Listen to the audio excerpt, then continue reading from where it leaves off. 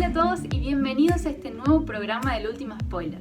En este episodio vamos a ver la profecía de las 70 semanas, pero desde un enfoque diferente. Nosotros no vamos a estudiar esta profecía memorizándonos todas las fechas, años y la cantidad de números e información que tiene, lo cual esta información va a seguir ahí, no se va a ir a ningún lado, y este documento que vamos a presentar va a estar en nuestro sitio web. Pero bueno, nuestra prioridad con este estudio es que nosotros podamos entender lo que esta profecía representa para nosotros como cristianos y poder descubrir también las relaciones que esta tiene con la narrativa bíblica, ver cómo otras denominaciones cristianas entienden esta profecía y cómo otras religiones como son el judaísmo, el islam, también de alguna manera tienen relación con lo que vamos a estudiar en esta profecía. Así que, sin más para agregar, vamos a arrancar. Primero que nada vamos a presentar la metodología que vamos a utilizar para poder analizar esta profecía. Nosotros vamos a seguir el principio de lo general a lo particular. ¿Qué quiere decir? Vamos a observar la escena, pero bien desde lejos, para poder comprender en dónde estamos parados, en qué momento de la historia se desarrolla esta profecía y ver qué podemos percibir situándonos bien desde lejos. Por eso que acá tenemos una línea del tiempo proporcional y que está a escala. Podemos ver bien claro el desarrollo de la profecía de Daniel 2. Podemos ver los diferentes reinos que fueron sucediendo en la historia hasta nuestros días, la duración de cada reino. Podemos encontrar en la línea también las dos veces en que el templo de Jerusalén fue destruido, una vez por los babilonios y otra por los romanos. Y otra cosa importante que vemos acá en la línea es esta pequeña línea amarilla. Bueno, este fue el tiempo en que vivió Daniel, que podemos ver claramente por qué Daniel terminaba liquidado después de las visiones que Dios le daba. O sea, Dios le dio toda esta información de las cosas que iban a suceder a futuro. Imagínense el pobre profeta quedaba destroy.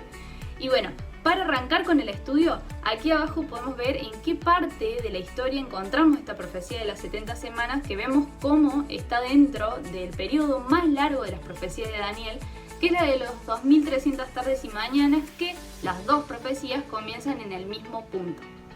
Hola a todos, ¿cómo están? Espero que muy bien. Sean todos bienvenidos a este nuevo episodio. Así que bien, vamos a empezar entonces, y para dar arranque a este estudio, vamos a hacerle mucho énfasis a dos versículos de Daniel 9, versículos 24 y 25. Vamos a analizar y a estructurar estos versículos de una forma bien práctica para facilitar tu entendimiento. Como ya vimos anteriormente, vamos a seguir el método de ir de lo general a lo particular para nuestro análisis, y podemos ver cómo las profecías son reveladas por Dios de esta misma forma. Bien, entonces comencemos con la lectura, pero antes vamos a hacer una oración. Padre nuestro, Señor que estás en los cielos, te agradecemos por este momento que nos estás dando para estudiar tu palabra, y te queremos pedir que nos des mucha sabiduría para poder entenderla. Todo esto te lo pedimos en el nombre de Jesús. Amén. Bien, leamos Daniel 9, 24, que dice lo siguiente: 70 semanas están cortadas para tu pueblo y tu santa ciudad, para acabar la prevaricación, poner fin al pecado, expiar la iniquidad, traer la justicia del siglo, sellar la visión y la profecía, y ungir al santo de los santos. Así que bien, primeramente vemos que este versículo se presenta el bloque entero de las 70 semanas, y nos dice que estas están determinadas. En el original de esta palabra quiere decir también cortada o separada de un fragmento mayor, que son las 2300 tardes y mañanas. Podemos ver que las 70 semanas son parte o están dentro de esta porción más grande de tiempo. Vemos también que este versículo nos está contando de forma general qué es lo que va a pasar cuando esta profecía se cumpla. Que por ejemplo es poner fin al pecado, expiar la iniquidad, ungir al santo de los santos, entre otras cosas más. Entonces, aquí en este versículo, por ahora solo tenemos información muy general todavía. Ahora, con la lectura del segundo versículo, el 25, vamos a estructurar todo este episodio. Este versículo nos da la información clave para poder entender cómo organizar el análisis de esta profecía. Daniel 9:25 nos dice lo siguiente: conoce y entiende que desde que salga la orden de restaurar y reedificar a Jerusalén hasta el Mesías príncipe, habrán 7 semanas, más 62 semanas. La plaza y la muralla se reedificarán en tiempos angustiosos. Muy bien, analizando este versículo, vemos que nos está indicando dos cosas. Nos está mencionando un punto A y un punto B, y el tiempo que va a haber entre estos dos puntos. El punto de partida, según este versículo, va a ser desde la salida de la orden para restaurar y edificar Jerusalén. Atención. Y nuestro punto B es la llegada o manifestación del Mesías príncipe. Y luego de esto, vemos que ese primer bloque de 70 semanas se subdivide en 3 partes. Una parte de 7 semanas, otra de 62 semanas y otra solamente de 1 semana, que sería la última. Y podemos ver que la manifestación del Mesías príncipe se da cuando el primer y segundo bloque terminan al cumplirse las 69 semanas o los 483 años. Nosotros en esta parte solo nos vamos a enfocar en ver cómo es que podemos determinar la fecha de inicio del punto A, la fecha donde se da esta orden de restaurar y edificar.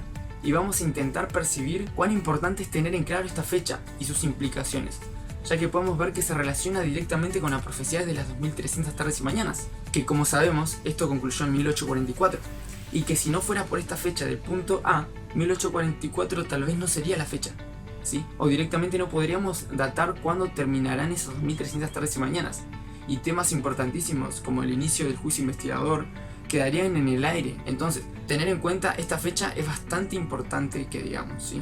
Si no hubiera un punto A, lo otro sería como medio dónde estaría el final, ¿viste? Es necesario que esté este punto, es muy importante.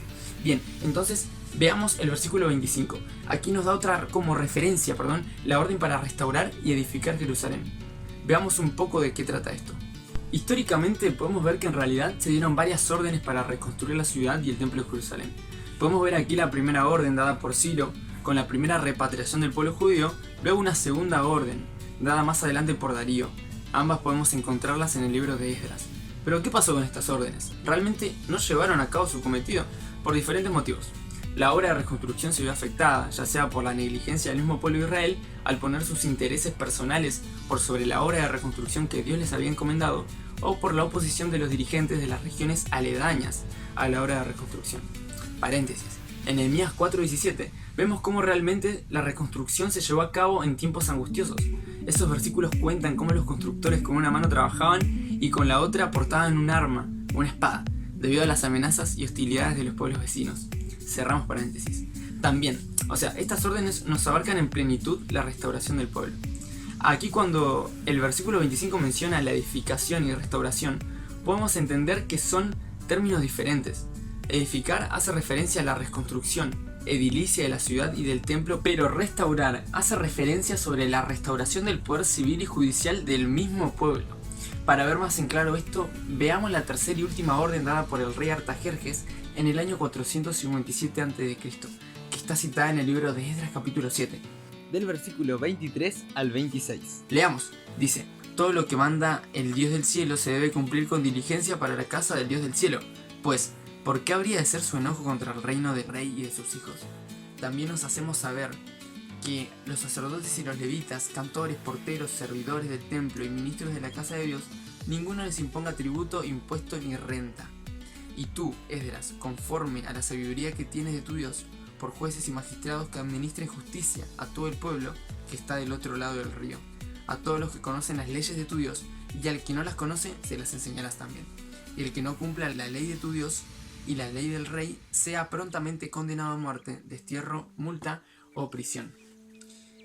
Bien, entonces podemos ver acá claramente que esta tercera orden es superior a las primeras dos, como que es bastante completa, pues está contemplada la edificación y restauración del pueblo, permitiendo así el resurgimiento de la capital de la nación judía, al otorgarle autonomía e independencia también. Gracias a esta tercera orden, los judíos podían poner sus propios sacerdotes, gobernantes y jueces con plena autoridad política, civil y religiosa. Además, les liberaba de pagar tributos, contribuciones o rentas de los medios persas. Por todo esto, tomamos como fecha de inicio del punto A el año 457 a.C. Esto es muy clave, el año 457 a.C. Ahora, es interesante notar que bajo esta perspectiva el libro de Esdras y Nehemías cobraban valor importantísimo desde el punto de vista profético, porque sin estos dos libros no estuvieran en la Biblia, no tendríamos forma de determinar bíblicamente el inicio de esta profecía. ¿Se entiende? O sea que si estos dos libros no aparecían, no había una fecha determinada para que pueda empezar toda esta profecía de las 2300 tardes y mañanas. Es muy importante esto. Vemos que estos dos libros, además de tener su propia narrativa, son para la interpretación profética valiosísimos, la verdad. Entonces podemos ver cómo esta obra de reconstrucción se llevó a cabo plenamente durante el primer bloque de 7 semanas, o 49 años, concluyendo en el año 408 a.C. Y otra cosa bien interesante es que mientras estábamos preparando este estudio con los chicos, mientras estábamos estudiando, veíamos la línea de tiempo y notamos que justo el fin de la obra de reconstrucción correspondía cronológicamente con el último libro escrito del Antiguo Testamento, que es Malaquías. Y dijimos como que, what, qué loco. Porque justo El periodo de las 62 semanas cuadra también con el periodo intertestamento, que es conocido como el periodo del silencio de Jehová, periodo donde por casi 400 años Dios prácticamente no levantó a profetas hasta Juan el Bautista, que justo coincide también con el inicio del punto B. O sea, cuando estudiamos esto fue como que ¡pum! Se nos explotó la cabeza, literal. Así que bueno, si te gustó esta primera parte del estudio, no te pierdas la próxima parte y no olvides de darle like al video, compartir este video con tus amigos y suscribirte a nuestro canal.